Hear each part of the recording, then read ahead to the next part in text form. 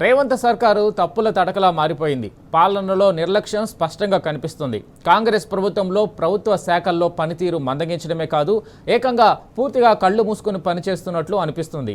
తెలంగాణ పంచాయతీ రాజ్ శాఖ జారీ చేసిన ఓ జీవోను ఆంధ్రప్రదేశ్ రాష్ట్రం పేరిట విడుదల చేశారు. దీనిపై స్పెషల్ చీఫ్ సెక్రటరీ దానకిషోర్ సంతకం కూడా చేశారు.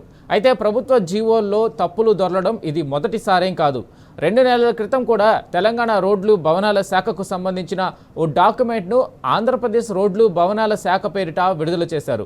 దీంతో తెలంగాణ ప్రభుత్వంలో ఆంధ్ర పెత్తనం పెరగడంతోనే ఇలాంటి తప్పులు రిపీట్ అవుతున్నాయన్న వాదనలు వినిపిస్తున్నాయి.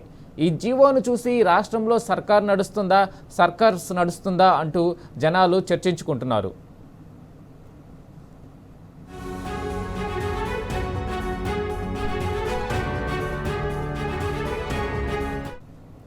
ఇదే అంశంపై మరింత సమాచారం మా ఇన్పుట్ ఎడిటర్ సూరజ్ అందిస్తారు. సూరజ్, చెప్పండి.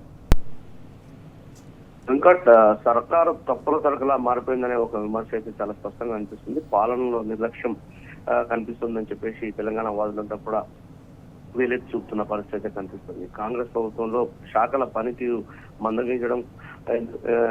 మందగించడమే కాదు, ఏకంగా పూర్తిగా కళ్ళు మూసుకుపోయిన చందంగా వ్యవహరిస్తున్నాయి శాఖలన్నీ కూడా. వాటి శాఖాధిపతులు కూడా అలాగే వ్యవహరిస్తున్నారనే ఒక విమర్శ వినిపిస్తుంది. తెలంగాణ పంచాయతీరాజ్ శాఖ జారీ చేసిన ఓ జీవోను ఆంధ్రప్రదేశ్ రాష్ట్రం పేరు విడుదల చేయడం వివాదాస్పదంగా మారింది. దీనిపైన స్పెషల్ చీఫ్ సెక్రటరీ దానకిషోర్ సంతకం కూడా చేయడం మరింత వివాదాస్పదంగా మారింది. ఎందుకంటే ఒక జీవో లేదా సర్క్యులర్ లేదా మెమో ఏదైనప్పటికీ కూడా తన దగ్గరకు వచ్చినప్పుడు పై అధికారులు పూర్తిగా క్షుణ్ణంగా వాటిని స్టడీ చేస్తారు. పూర్తి స్థాయిలో చదివిన తర్వాతనే, వాటిని ఆకలింపు చేసుకున్న తర్వాతనే వాటిపైన సంతకం పెడతారు.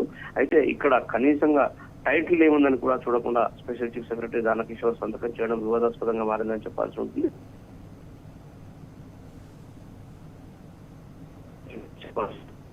సూరజ్, చెప్పండి.